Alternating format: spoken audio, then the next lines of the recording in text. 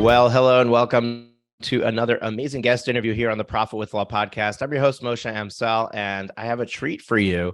Not every day do we have somebody who comes in here and is a partner of a firm or is a shareholder in a firm and is not an attorney. And that is the guest that we have today.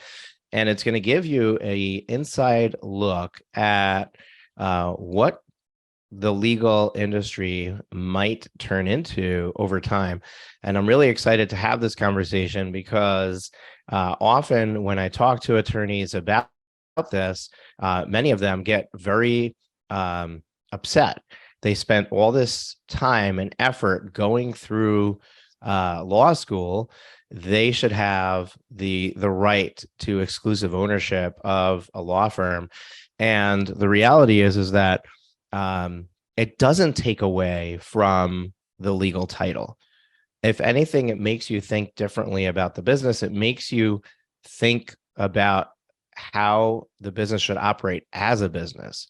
Because the reality is that the attorney, not to take away from your ownership, but the attorney is simply a widget. Right? It's a piece of inventory that you sell. You sell the attorney's skills and time to the client. And the reality is that that's not what makes the business. What makes the business is getting clients and serving those clients. And it doesn't require a JD to have the capacity to do that. And the more that we open our minds to the idea that there are other people out there who might be able to not only run a law firm, but maybe even run it better than we can, the sooner that we can come to grasp with this concept of what is possible for the law firm. And the law firm owners who are paying attention can start to see what those other people who come into the industry might do. Like if you think about it, if a marketer came in and joined me as a partner in my firm, what would they do differently in the marketing than what I'm doing? If somebody who was focused on data came in and became a partner in my law firm, what would they do differently to operate our law firm than what I'm doing today? And we start wearing that hat and start thinking that way. That is what is going to help us to get the ideas of where we need to go next, where we need to focus our time, effort, and energy in the growth of our firm to differentiate ourselves in the marketplace and to make ourselves a not only different law firm, but better, leaner, more profitable, and certainly on a faster growth track. And all of that is possible by just paying attention to what is happening and what is going to come. And it's long overdue. It's a long time coming. It's the only industry that I know of that in most states cannot be owned by somebody else. Even medical practices and CPA or accounting practices are a lot more lax in who can own them, and we see that we can look at these other industries to see the movement, to see where it's been going, what the direction it's been taking. I mean, you can look at just the consolidation of hospitals and the consolidation of, if you look around, like how many solo practitioner or small practitioner doctors' offices are there anymore? They're all getting bought out by these larger clinic-based, doc in the box kind of practices. And this relationship that we used to have with the family physician has gone by the wayside. And that's happening. That's going to happen in the legal industry too. And we have to figure out how to stay ahead of it. We have to figure out how to prepare for that. And that's why I'm excited to have our guest today. Our guest today is Kerri Coby White. She's co-founder and CEO of Kerri James, a consulting firm providing growth-hungry law firms with custom intake and data solutions that improve lead conversions, save time, and propel growth. In 2022, Kerri and her partner founded Bright Capital, which invests in companies in the legal industry. Additionally, Kerri and her partner are shareholders in a personal injury firm themselves. A graduate of NYU's Steinhardt School and a member of the board at Trusted Legal Partners, Kerri works with new attorneys to develop skills and practices that grow their professional brand and increase case acquisition. She frequently speaks on the small, consistent strategies that, compounded over time, result in deeply satisfying careers. As CEO of Kerri James, Kerri works closely within the industry to build new relationships and connect attorneys and colleagues to trusted partners that help them move the needle in their business. It's her personal belief that technology must be leveraged in ways that enable firms to do the important work of seeking justice, supporting clients, and growing organizations that serve their communities. Kerri, welcome to the show. Quite an intro, Moshe. Thank you.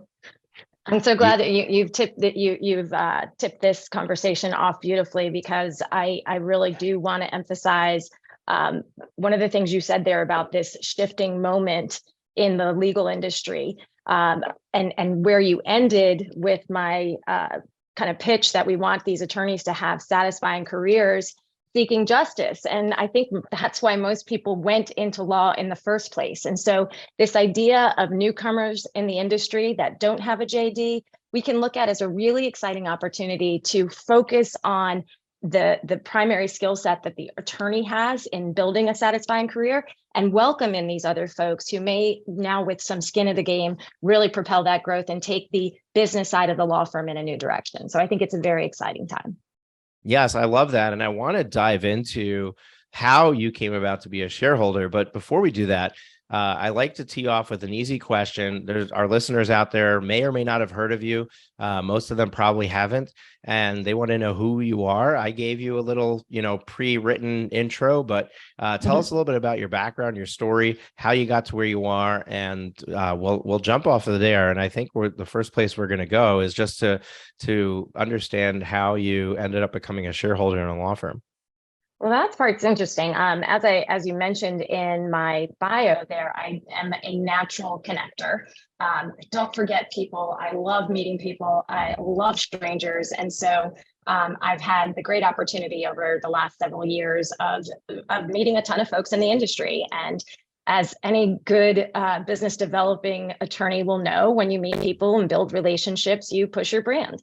And those relationships have netted into some really interesting business opportunities for my partner and I. We were one of the lucky 17 applications to get through the Innovation Sandbox in the state of Utah, which welcomed new business models for the legal industry as sort of a test market to see what sort of policies should be made around the legal industry. And it is a very interesting conversation for attorneys to have with non-attorneys, because it has been, to your point, a safely guarded private club.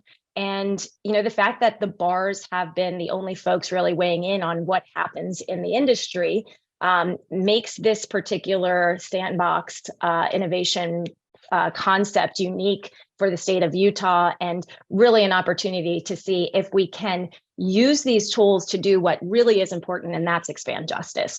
So it was through a relationship with an attorney that my business partner and I shared our vision for how we would grow a law firm and how we work with firms to do just that. And this opportunity meant that we could really put our money where our mouth was and go through the exercise of implementing all the strategies, systems, and growth plans that we've set out to do with our clients and put our own firm to the test. So it's been our own innovation lab, you might call it.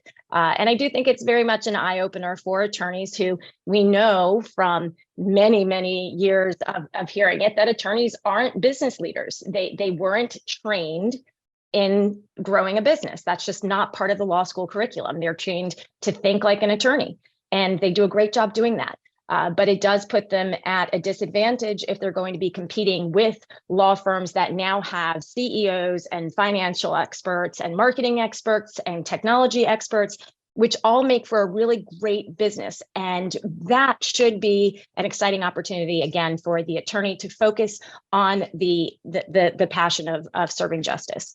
So I think it's an opportunity that we should embrace. And I don't think we really have a choice but to. Yeah, and I think that if we really pull the curtains back and say, like, what is changing in, in this environment, if we allow other people to come in, it's really capital, right? Like, because if we look at, any attorney could go out and hire a top technologist, any can, hire a top CEO, hire a top CMO, right? You can go out and hire these people. You don't have to be partners with them. They don't have to have an ownership stake, and you can do what we're saying is going to end up happening. But the difference is that you don't have the typical attorney, law firm owner doesn't have access to the amount of capital required to bring on all of this top talent. And when you allow ownership to be shared, all of a sudden it unlocks the vast resources of the overall investment industry, to throw capital at law firms, that, to try and figure out the business model that's going to work best, and, and how to monetize the game better than it's been monetized so far. You don't seem to agree with me. Yeah, So go for it. I know, and there's so many conversations, Moshe, in just that little bit right there. The influx of capital in the industry is having a huge impact, and it needs to be acknowledged. An attorney once described the mass tort industry to me as a stock market only for attorneys. And so I think this moment in time, we do have to be very mindful of the influence of capital, when it comes to the number of nuclear verdicts that we're seeing, the non-attorney investor relationship to the case. I mean, there's a lot to consider. That's a whole entirely different conversation, to be quite honest. What I think is a more interesting way to look at this partnership in particular is of social commentary. We're seeing the rise of the power of the employee. I think every law firm out there right now knows how darn hard it is to get good employees, to keep them. And this idea that there's a shared ownership, I really do think could be the future. I mean, we're looking at this social shift in which people are saying, hey, the wealthy people are making all the money, but we are part of this. We are making this happen. And I think that this kind of comes after, there's no secret that the rise in the cost of generating leads is because attorneys race to the top. Okay. So in that case, you saw marketing teams now suddenly saying, like, we're helping them get all these cases and they're making tons of money on it. What's in it for me? And so this idea of a shared interest in growth, I think, again, can be very, very exciting. Now, if you're the attorney, you're saying, well, wait a second, I used to get all the spoils. Well, this is a shift. But I think if any entrepreneur, and I'm sure most of the people listening to you right now will agree, no one's ever going to work harder for you than they will work for themselves.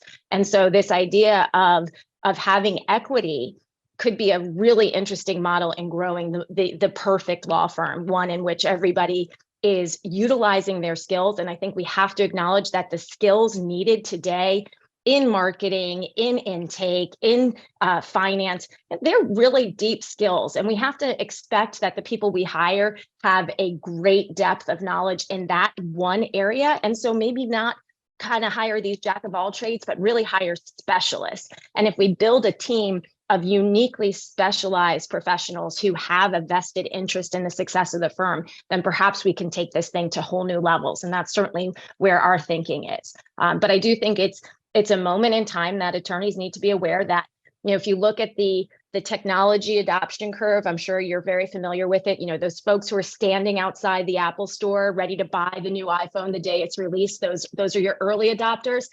You don't find too many attorneys in that stage of technology adoption, for example.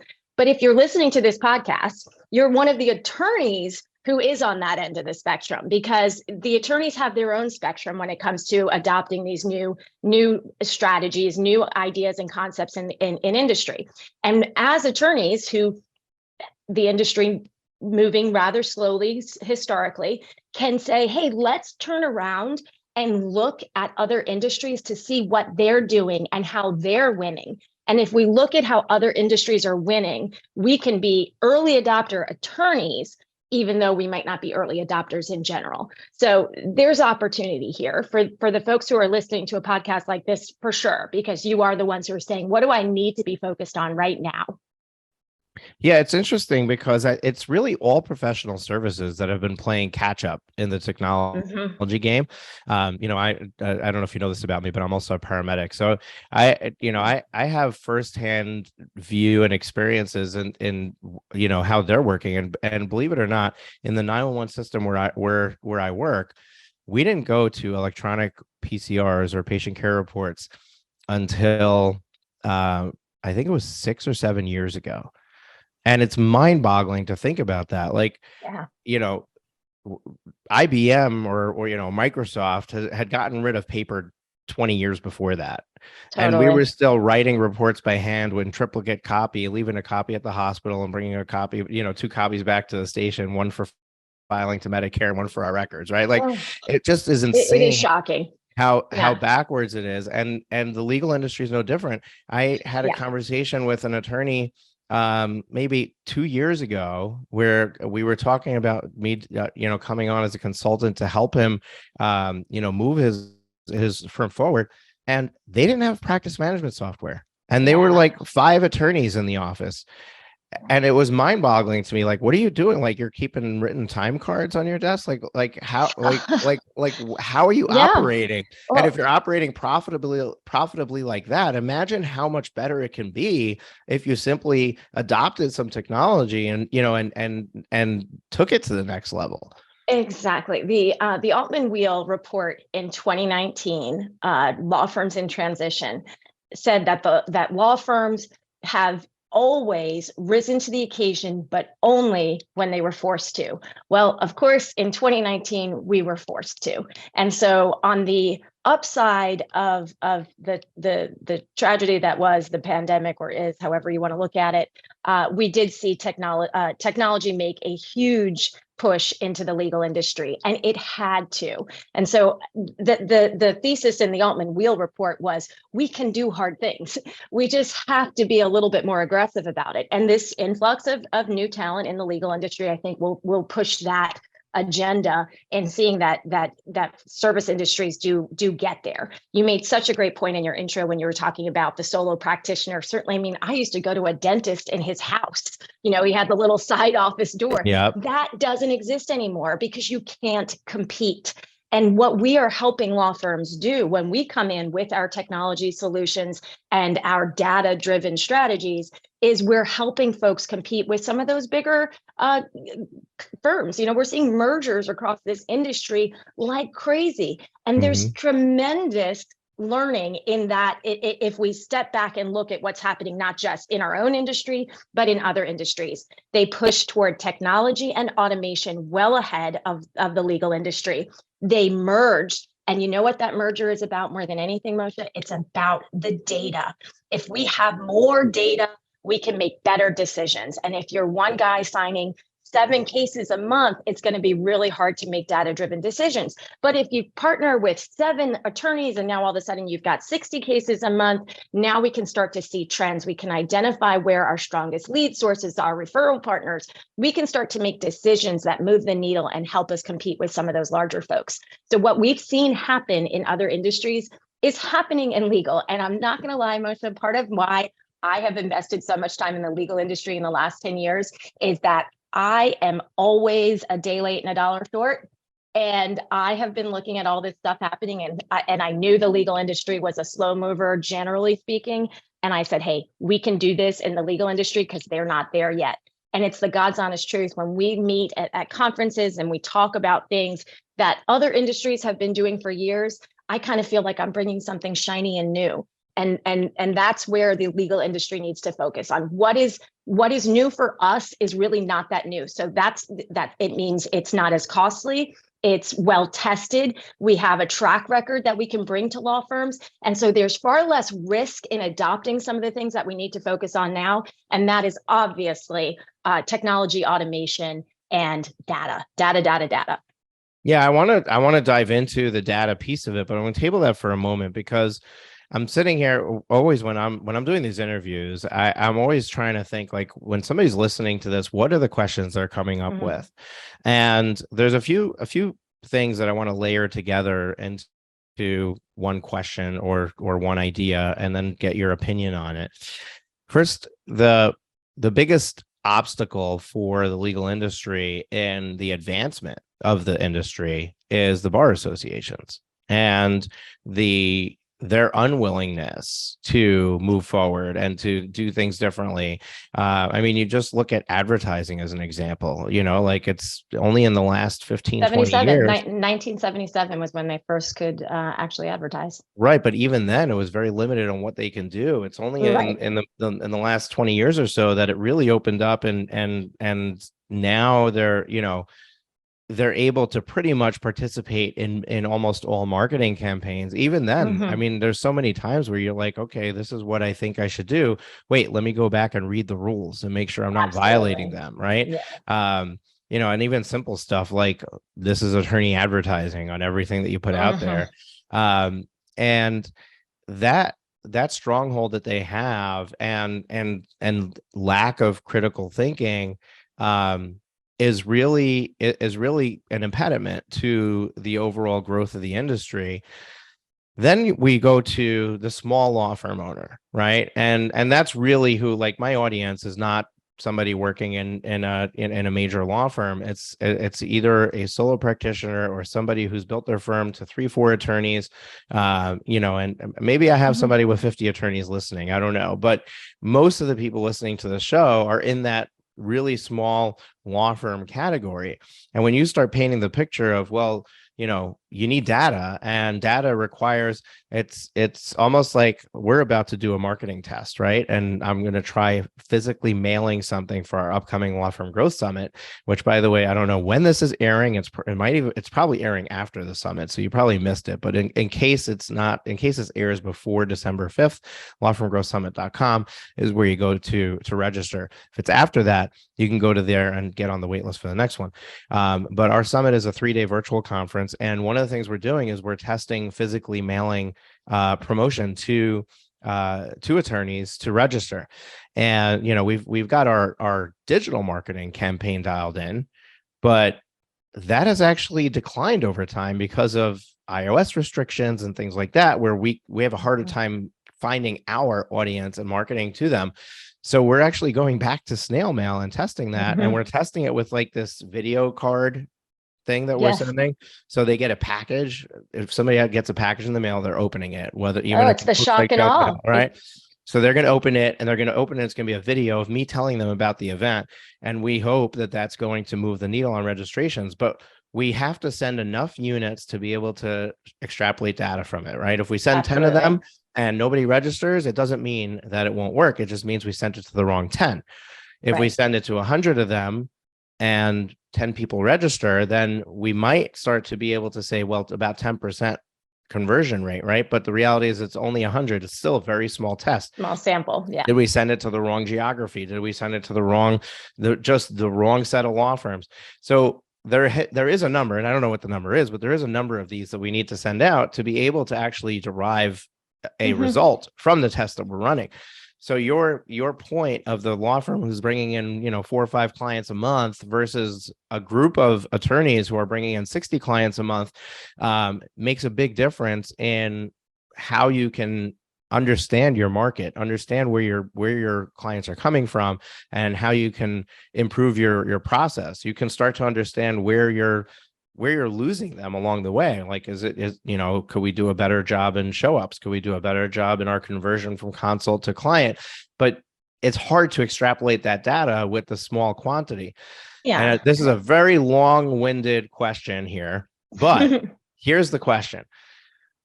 Is the only solution for a law firm owner to start looking to connect and partner with other firms to make a larger firm in order to solve this problem, or are there other potential solutions to Yeah. this I to don't get to think the that. point where we have data?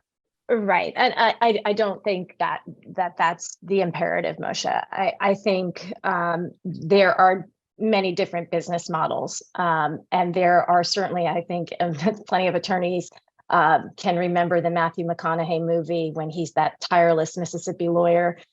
He's a one-man shop, and he puts blood, sweat, and tears, lots of sweat in summer in Mississippi, into that case. And if I certainly think that there is still room in this industry for that attorney. It's a different model, though, than operating a business, a practice as a growth-driven business. And so if what you're looking for is a growth-driven business, we come in and say, well, there are growth strategies here. You certainly can buy a practice. You can merge with other partners. You can do marketing campaigns if you want to invest capital. So there are lots of growth strategies that are on the table for a small practitioner. But I think the when it comes to data, what every attorney needs to acknowledge right now is that this is happening. This is not something we can ignore. If you think to the things you wish you had started earlier, maybe getting a website, getting a case management system, using local service ads. If you think of all the things that, gosh, I wish we had just started that at the very beginning, SEO. This is going to be one of them, managing your data. And so the beautiful thing about data is it has this compounding effect. And I'm a compound junkie. I never let a babysitter in my house without teaching them the importance of compounding, because it's such an important lesson to learn. The tiny little things that we do grow over time. The impact of those tiny little things have a substantially greater impact over time. So whether it's saving for retirement or collecting data, we need to start. We need to start now. So if there's anything anyone can take away from this conversation today, I think it's that you need to adapt a data-driven mindset and begin. You need to adapt a data-driven mindset and begin where you are. Start now will get you somewhere. Yeah, and I really like that that idea of compounding. First of all, I'm a numbers guy, so it's right up my alley, right? I love that, and the idea of retirement planning being the example, right? And there's all these examples that financial professionals try to imbue on their clients, which is, if you look at somebody who just started putting away $1,000 a year when they're 20, and then somebody who just starts saving for retirement at 45. The person who started when they were 20 with $1,000, a year, whatever that's going to, let's say they end up with $1 million at retirement. For somebody who starts at 45 to end up with $1 million at retirement, they have to start saving $30,000 or $40,000 a year. So it's like, all of that happens is because and by the way, don't quote me on those numbers. I just threw them out. I didn't actually. One of my favorite presentations ever to give to my babysitters over the years, though, was on compounding interest. I mean, it is incredible. Start as little as it is, start early. And that's the message when it comes to just about everything. If the things that we do feel like they're not moving the needle enough, just imagine if you kept doing them for 10 years. It's one of my business partners' favorite things to remind me. We overestimate what we can do in 1 year and underestimate what we can do in 10. So this concept of just that 1% compounded over time can have a dramatic effect on your business. And it is a business. And I think that, back to the question, should that solo attorney partner up? Certainly, we're in this moment of time where we're seeing a ton of mergers in the industry. I don't think it's the only solution, but I think that attorneys need to be very clear when they set out their master plan for their business and their life, their career. What am I looking to do? Am I looking to create a growth business, or am I looking for a lifestyle business? And you'll find attorneys who want both, who want those two different things. I think it should be something very intentional. The idea of having these vision, mission kind of planning meetings, if you have a partner or even just sitting down with yourself, I don't think we can underestimate the value of that in designing a life that we enjoy living and has purpose. Yeah, the truth is that I think that people can achieve that level of success in many different ways, and you're highlighting the fact that even growing your law firm can happen in many different ways. There isn't a one size fits all. I want to go back to the data conversation and, ask some questions there, because the first thing to understand is what data are we talking about, right? Are we talking about intake data? Are we talking about efficiency of usage of resources in the firm? Are we talking about growth, profitability, revenue, financial numbers? What's the data points that we're referring to? And then I've got stuff off of there. Sure. Well, okay. I think that's a great question because and one that I grappled with. The word data has actually been like on my radar, I'd say, for maybe the last 8 years. When we all had iPhones that you had to manage your data. That was, my kids would be fussing at me, I'm out of data, don't call me, I'm out of data. So I kind of thought, like, what is this data? What is this data thing? And there are plenty of people, I'm sure, in this audience too, that are still there. What is this thing about data? Data is basically the little trail of digital footprints we leave everywhere we go. And one of the most fascinating statistics in the industry is that 90% of the world's data has been created in just the last 2 years. So this is new. This idea that we are collecting vast amounts of information. One of the best ways you can think about data is, and actually, Moshe, it goes to your snail mail sample size. We're headed into elections. If you listen to election night, they'll say the projected winner is. And what they mean is we've collected enough data that we can reasonably project who the winner is going to be based on the trend lines.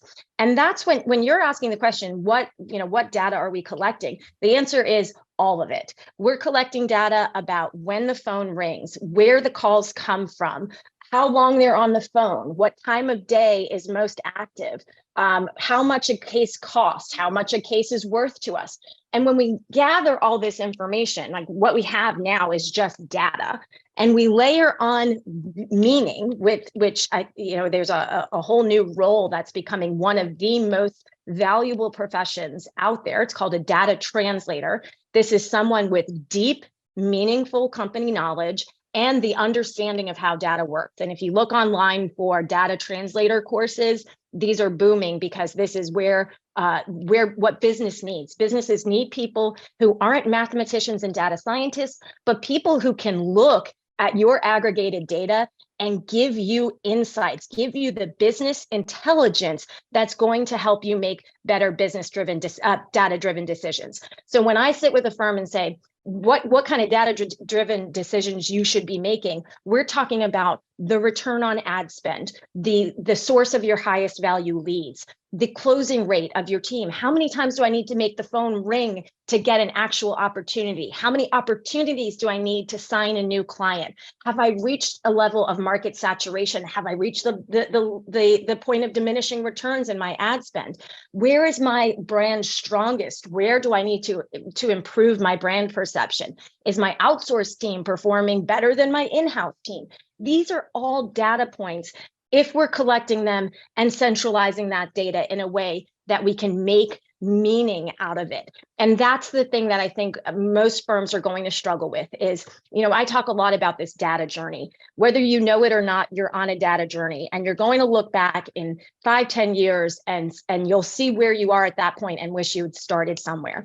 The starting here today is, I get it. Data is something I need to be focused on. I don't know where to begin, but it's on my radar.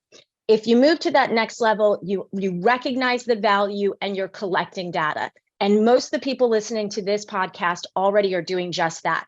They have some sort of CMS, some sort of CRM, a case management system, a client relationship system. You have QuickBooks, whatever it is that your call rail, you're tracking stuff all over the place. That's where you're collecting data, but maybe making isolated decisions because all this data is siloed. It's financial data, it's marketing data, it's intake data. What you want to get to is when this data can be pulled from all these sources, layered on top of each other so that there's real meaning in that data. So that not only do I know what happened, I know why it happened, I think I know what's going to happen next, and I can position myself to make the most of that opportunity. That's where we want to help firms get. Yeah, I love that, and it's very interesting because it's something that I focus on a lot in my coaching program with my clients is analyzing this specific data and making decisions off of it. And your point of the small sample size, it really comes to light in a lot of what we do, because they don't have enough there to be able to draw firm conclusions, but there is enough there to be able to get a feeling, right? Like, There if is, even if you and only it, have 20 leads coming in a month and you end up with 2 clients, you know that you have a 10% conversion rate of leads.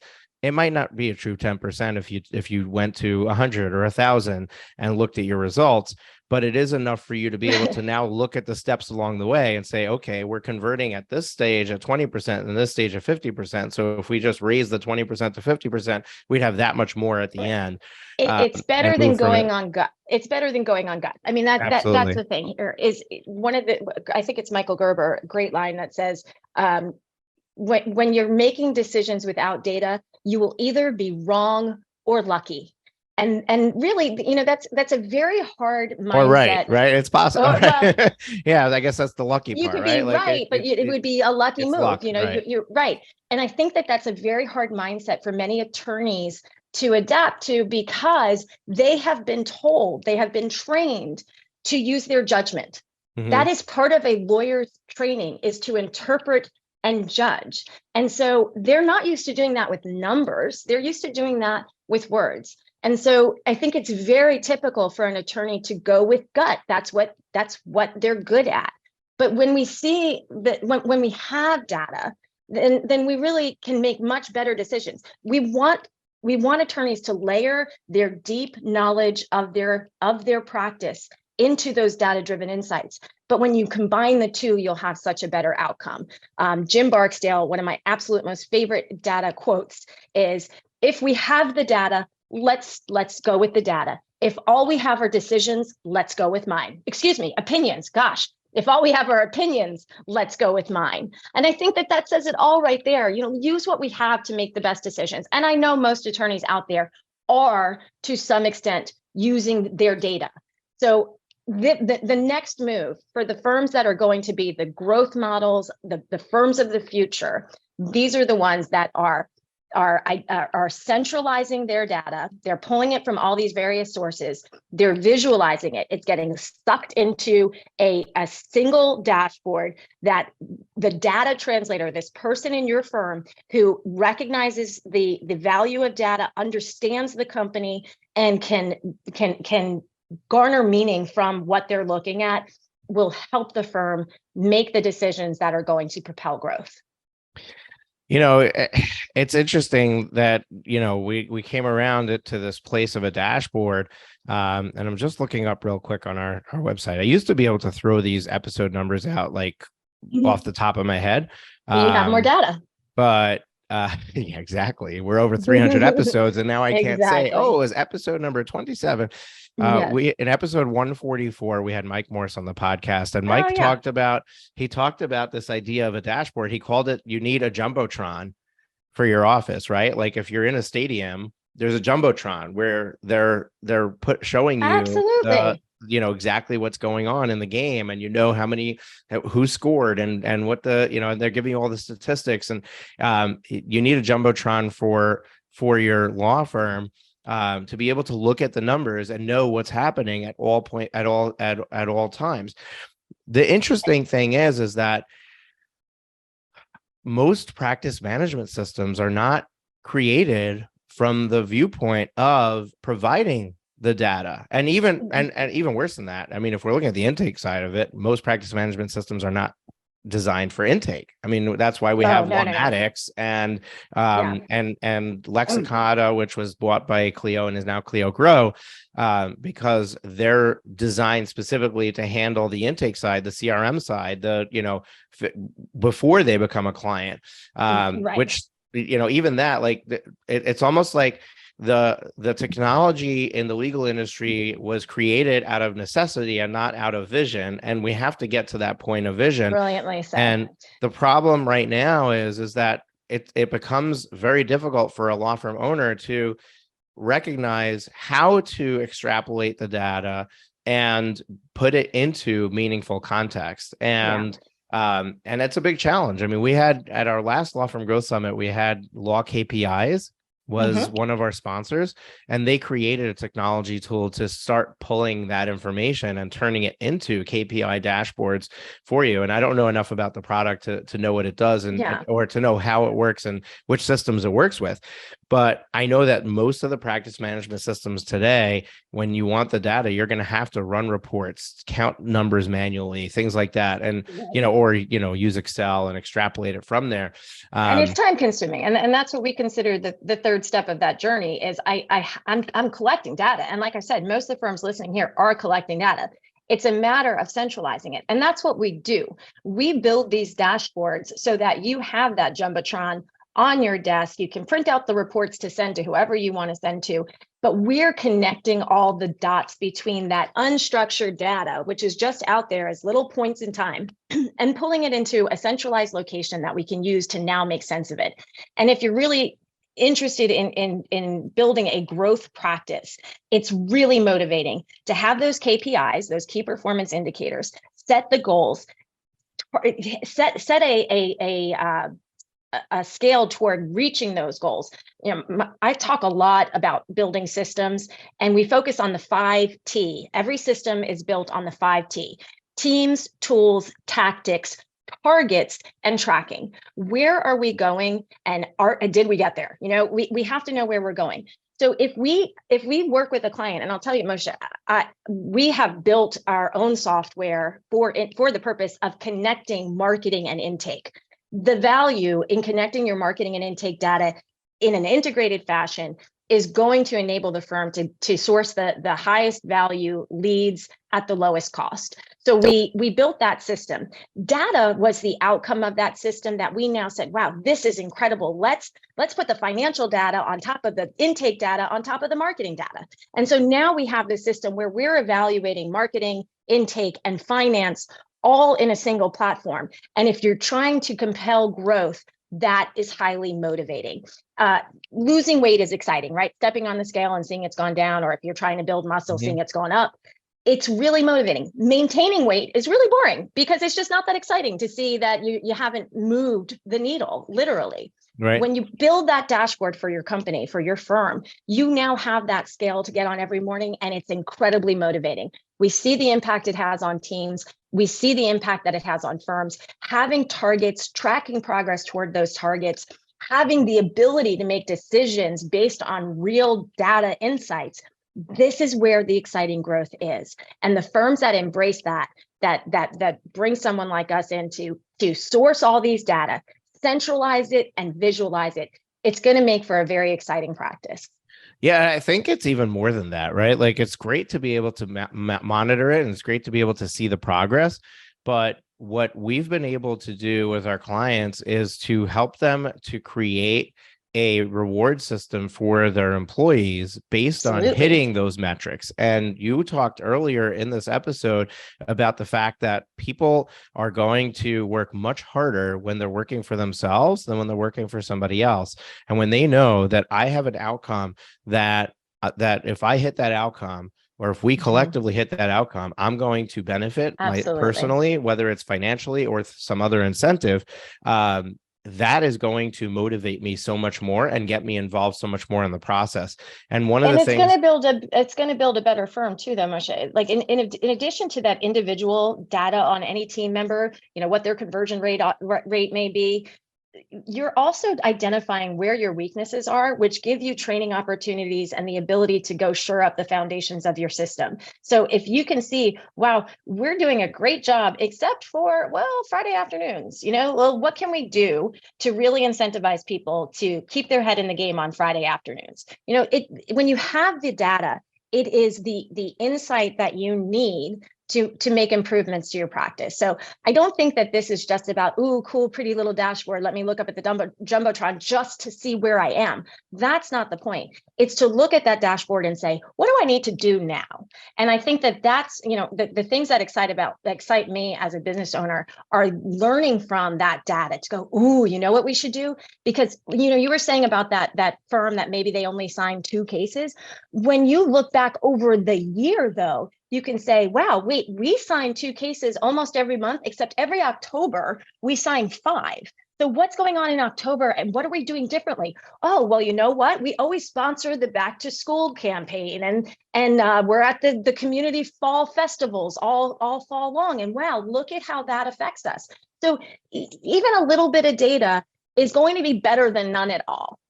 Yeah, absolutely. And we can keep talking for a while. We're almost out of time. I do have a couple of questions about stuff that we talked about. So one of the things that you mentioned is this idea of tracking your data, not from the lead, but from the marketing. Oh my gosh, yes. And the marketing effort initiative that you're taking. And this is something that law firms really struggle with. And I'm wondering, like, have you solved this problem?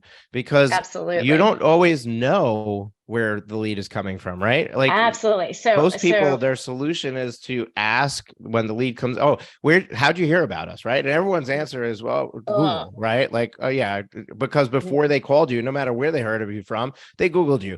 So that's like the automatic response. So what is what's the solution, and how are you fixing this and navigating it? So if you're working with a marketing company, you can just about assume or for sure that they are data driven. You were saying you're a numbers guy. Anybody who has any experience with marketing is numbers driven. The disconnect, though, between marketing and intake is where we, as a consulting firm, found a tremendous gap. And that's what we needed to solve for. So in the same way you were saying, and actually, Moshe, I'm not sure if it was before or after we started recording the podcast, but you'd had a client who didn't even have a case management system. We are bringing to firms a system now that gives the same order a case management system gave to running a file. We're giving that same order and structure to intake, but we've connected it directly to marketing. So that based on a phone number that's been called or a link that's been clicked, it's immediately tagging that information. The lead management system is giving every team member on the intake team a really comprehensive tool. It's got the automations built in, the ability to mark things won, lost, abandoned, referred. And that information is immediately fed back to the marketing team. And that disconnect is why we've always told marketing teams, we make marketing look good. If you think you're doing a good job as a marketing firm because you've had a 25% on-page conversion, you're feeling great about it. But that doesn't mean that the law firm has closed those clients. And that disconnect going into those meetings is profound. I went to a meeting a couple of weeks ago, really not very happy. We'd had a campaign that had been running successfully. All of a sudden this month, there were 25 leads from this specific campaign and not one close. Meanwhile, the marketing team came to that very same meeting saying, hey, wow, campaign's doing great, 25 leads. That disconnect is so important. You have to close the loop. And that's the name of our software tool that we bring into law firms. It's called Loop. The goal being to close the loop between intake and marketing, to close the loop between lead and client, and to close the loop between client and advocate that drives new business into the firm. And how do we do that, Moshe? It's technology. It's technology and automation. And when you build a system, and I'm pleased to say we do this with firms of every shape and size. We literally have solos and giant New York City firms on our software. We are able to connect the dots within the technology so that the information is being directly fed to the marketing team. And again, that's going to help us justify the budgets, position the budget accordingly, and plan for strategic growth. Meaning we can look at the data, look at the trends and say, here's what we've seen, here's how we're going to use that input to make a decision based on the conditions that we currently see. And that's where the really exciting stuff happens. I love it. And I love the energy that you bring to the table around this topic. It's like, you can tell. Yeah, It it's is a catchy passion. for sure. It's a passion. And I really do get incredibly excited about it because, like I said, historically, we are not the fastest moving industry, but we have worked out the kinks. In this example, I think it's great to be one of the latecomers. The technology related to tracking, automation, integrations between technologies, it's all there. You just need someone to come in and connect the dots for you. And if you do make that upfront investment, you'll be able to run a practice. This is another Michael Gerber quote. You need to let the systems run the business, let the people run the systems, which means that there's this cadence to the way every single day is going to go. We know exactly the process that's going to be followed. And if we lose employees, we can click that little cog out and put someone else in and not lose a step. That's when when a practice is truly optimized. Yeah, I love it. And we're out of time, so we're going to give you an opportunity to wrap up. But this is really a topic that we need to talk about more, and perhaps we, in the future, we have you back again for another episode where we dive in deeper. But like even the example that you gave with, hey, the marketing team is excited. They brought in 25 leads, but we had 0 closes. Now we have to look at that and start to figure out what happened, right? Yeah, Was it poor quality leads? Or was it a problem, or is it a problem with the sales team? With intake? Exactly. Right. And that's, my career path in the legal industry has been a bit circuitous because I keep moving further down the funnel. Marketing is exciting, but when you start looking at why marketing isn't resulting in the outcomes, you end up in intake. And when you really get into intake, you start looking at the data. And so I keep moving a little further down the funnel to get at the core of what is going to make a business grow. And I do think it's incredibly exciting when marketing is successful, quote unquote successful. They are seeing those clicks, and a lot of the things that happen online are very, very measurable. So that's great. But if the law firm isn't converting, then we have to take a deeper dive into intake. And I really, I'll give myself a shameless plug here, Moshe. At kerrijames.co/resources, we have tremendous resources to improve your intake. Because if you want to grow, stop pointing a finger at the marketing team and focus on intake. There's a lot to be done there. We have online workshops and in-person workshops to really focus firms on improving their intake. And that means building a system that is going to convert leads to clients. I love it. And folks, how I normally close out shows. Kerri jumped the gun for me. She's already given you where to go. So go to kerrijames.co/resources. We'll link that up in the show notes for you. This has been a great conversation. One last question for you, Kerri, before you go. Sure. If you had one parting piece of advice, piece of wisdom for our listeners, law firm of any shape or size, what would that be? I'm going to go with adopt a data-driven mindset. This is not going anywhere. This is where the winners, and gosh, if we do this again, Moshe, I mean, the data on the companies that have owned the last decade, they are all data-driven. Look at Amazon, how it dominates over everything else. Look at the data that they have, how they can tease us with the things they think we're going to like. Same thing with Netflix. I could tell you 1,000 stories of how data is winning. So adopt the mindset that you're going to trust the data. You're going to look at the data, listen to the data. You're going to begin today, because I promise you 5 years from now, you're going to wish that you had started sooner. And again, in that data mindset, I want to be very respectful of the attorney training. I'm so grateful for the many well-trained, heartfelt attorneys out there who have developed their judgment to really put some value behind what they're seeing in the data, but don't dismiss the data. Let the data drive the business. Love it. Love it. Thank you so much, Kerri. It's been a great conversation, folks. My pleasure. If you enjoyed this episode of the Profit with Law podcast, and this is your first time listening to us, make sure to hit the subscribe button in your podcast player so that you get notified every time we release a new episode. We have a new episode that comes out every single week. Every Thursday, we have another amazing guest interview.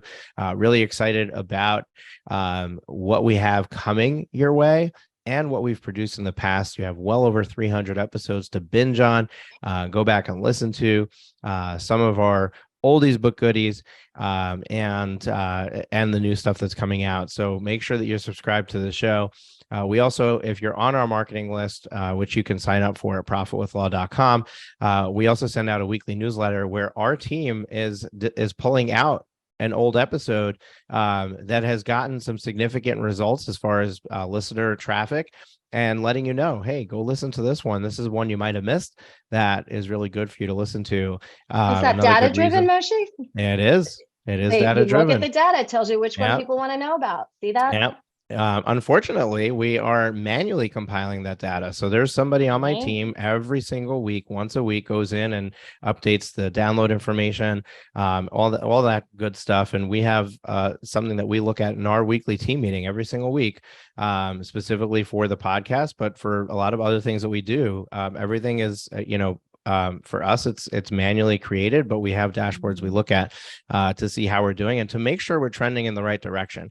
So if we suddenly see a dip in downloads over the course of a month, we can quickly do a promotion and push the word on the podcast to keep the momentum going, instead of just hoping for the best. So we're always keeping our finger on the pulse of the growth of the show in that way.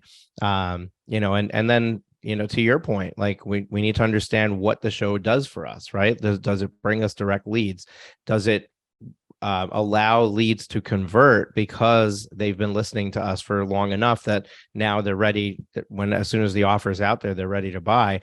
But all of that information needs to kind of be analyzed and make sure that we're not wasting our time, right? Like what's the purpose of the show if it doesn't get people to take action? So we want to stay on top of that. We want to make sure that we're doing a good job here. So yes, examples of data in use. Didn't even think about that, but that's the truth is we are doing that. But it would be really cool if we had a tool to do that for us. You can connect the dots. I believe it. Awesome. And one last thing, we thrive on reviews just like your law firm does. So if you have an iPhone, you go into your podcast app, look up Profit with Law, the podcast, give us a rating and review. We'd really appreciate it. The other podcast players don't actually have a rating and review system, but if yours does, please rate us and review on your platform. Otherwise, you can also just find us on iTunes on the web, and leave us a rating and review that way. We really appreciate it if you can take just a few minutes, show us some love, even if you don't have nice things to say. We want it. We want the information out there of what is the show about. When people are scrolling through trying to figure out what are they going to listen to next, we want them to stop and pay attention to the Profit with Law podcast. So hopefully you enjoyed this episode, and we have amazing shows to come. So stay tuned, and we'll see you next week.